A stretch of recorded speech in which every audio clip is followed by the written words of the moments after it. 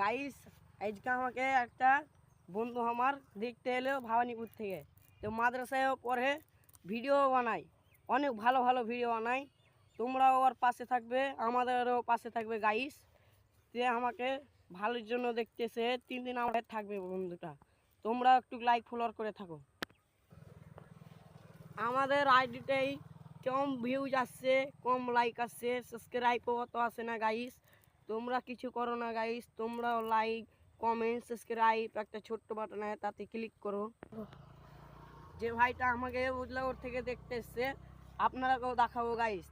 তো এসো দোস্ত, এই ভাইটা আমার সঙ্গে দেখা করতে এসছে উজলাগড় থেকে।